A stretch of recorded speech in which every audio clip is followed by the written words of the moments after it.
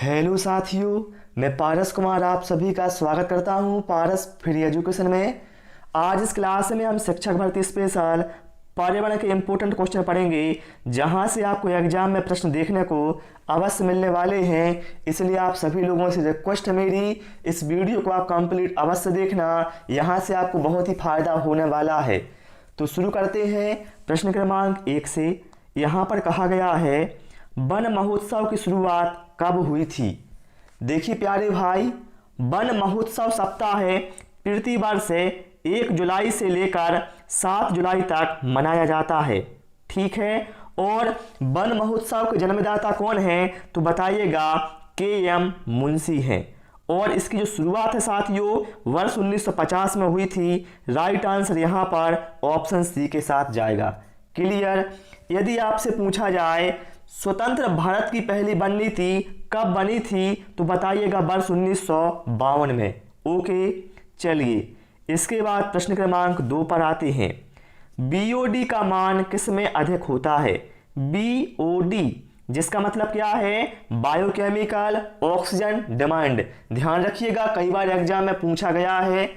तो भैया इससे आप क्या करते हैं, नदी के प्रदूषण के स्तर भी ज्ञात करते हैं। और जो बीओडी का मान है आप देखें, इनमें से किस में अधिक होगा तो भैया इन तीनों में से मल जल में बीओडी का मान सबसे अधिक होगा। ऑप्शन सी यहाँ पर राइट आंसर होगा।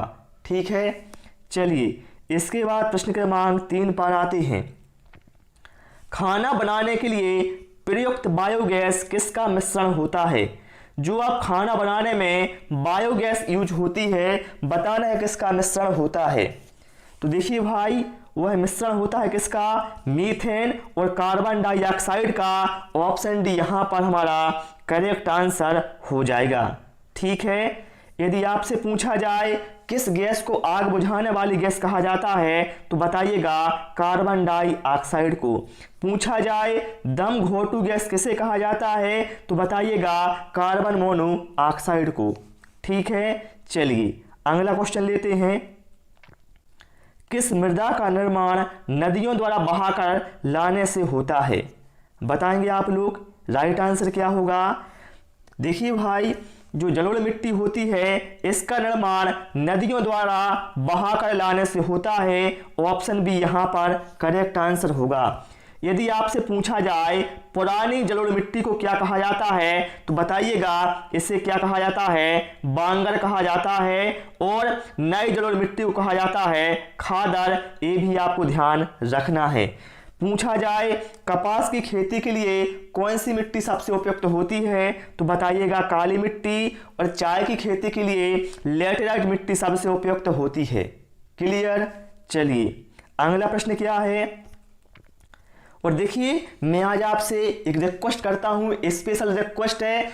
आपके जो भी फ्रेंड हैं जो शिक्षक भर्ती एग्जाम की तैयारी कर रहे हैं, उनके साथ आज इस वीडियो को शेयर अवश्य कर देना।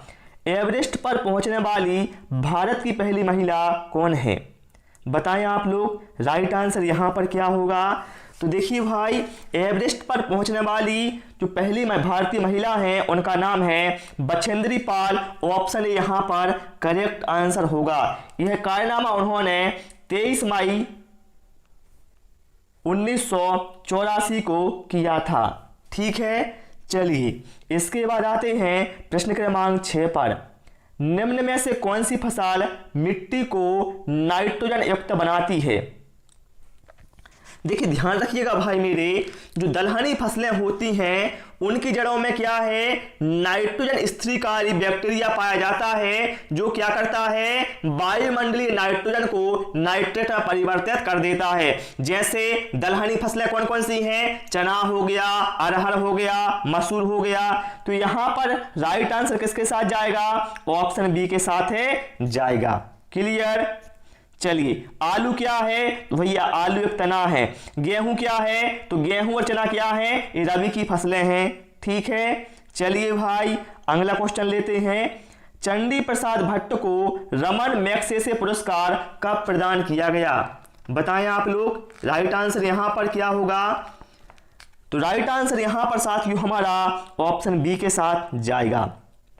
ध्यान रखिएगा, चिपको आंदोलन के मुख्य नेतृत्वकर्ता चंडी प्रसाद भट्ट थे और इन्हें वर्ष 1982 में रमन मैग्सेसे पुरस्कार प्रदान किया गया।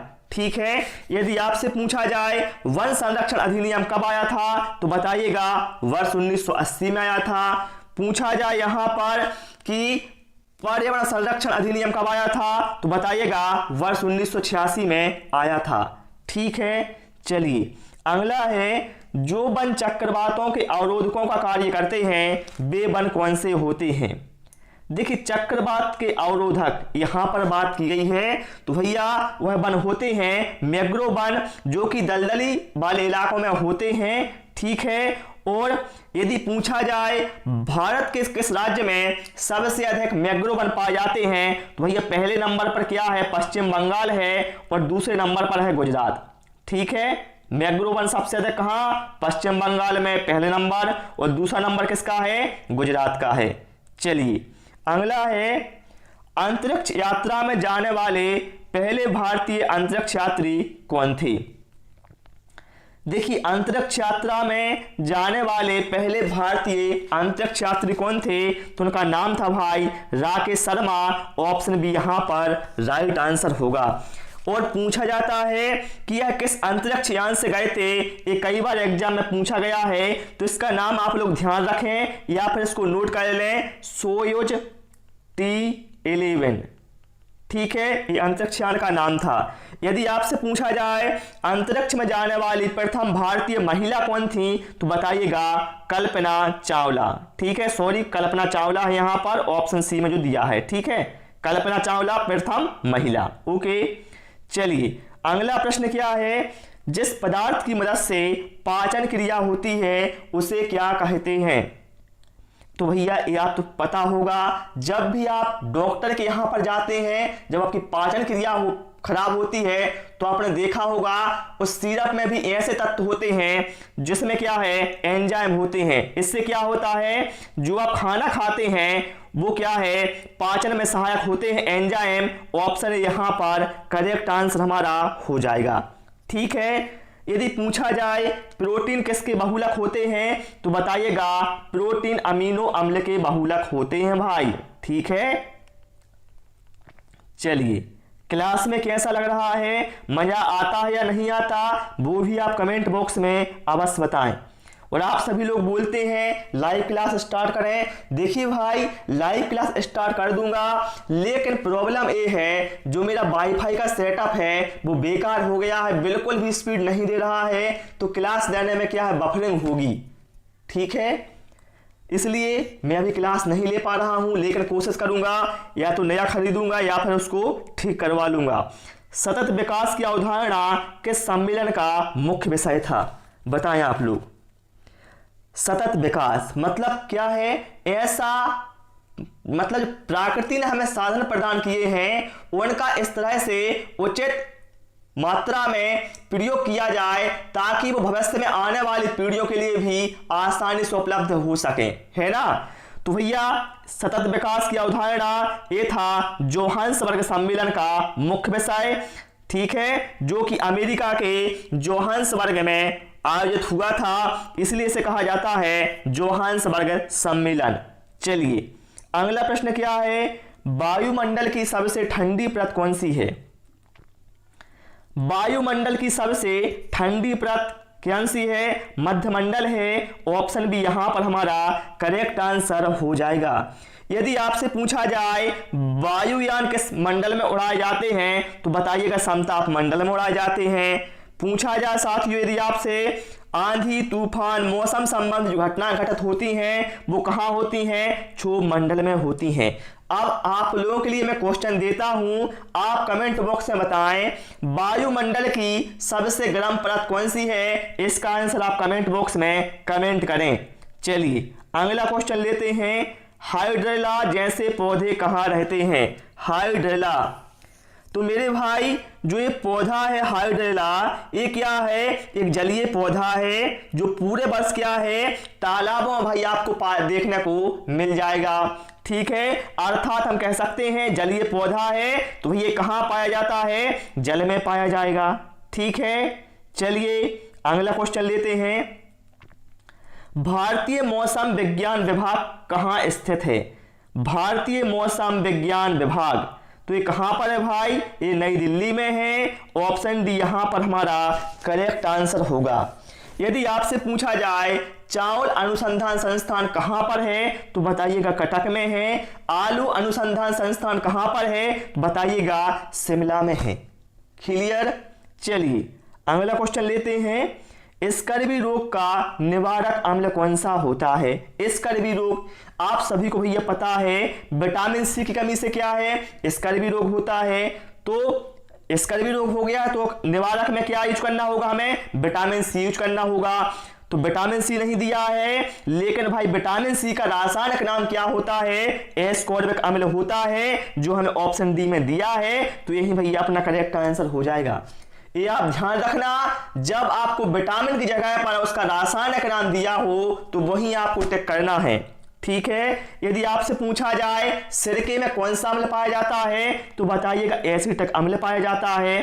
दूध में कौन सा अम्ल पाया जाता है, तो बताएंगे लैक्टिक अम्ल पाया जाता है। ठीक है। चलिए, सूर्य का आकार पृथ्वी से कितने गुना बड़ा है? बताएं आप लोग। जो सूर्य है इसका आकार पृथ्वी से कितना गुना बड़ा है? तो भैया 109 गुना बड़ा है। ऑप्शन सी यहां पर करेक्ट आंसर होगा। सूर्य क्या है भैया? सूर्य एक तारा है। पृथ्वी क्या है? पृथ्वी एक ग्रह है। और पृथ्वी का एकमात्र उपग्रह कौन सा है? तो बताइएगा चंद्रमा है। ठीक। चलिए अगला क्वेश्चन लेते हैं। इनमें से किसे अपघटक में नहीं रखा गया है? बताएं आप लोग, अपघटक में किसको नहीं रखा गया है? तो देखिए जीवाणु और कवक तो भैया क्या है?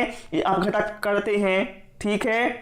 लेकिन मेरे भाई विषाणु हैं, आप सभी को पता है विषाणु या वायरस केवल जीवित कोशिका में ही वृद्धि करता है। ठीक है। अब मान लो कोई जीव जंतु मर गया है तो उसका अपघटन कौन करेगा? भैया उसका अपघटन जीवाणु और कवक करेंगे, ना कि विषाणु करेगा। तो ये भैया अपघटक नहीं है, ऑप्शन बी।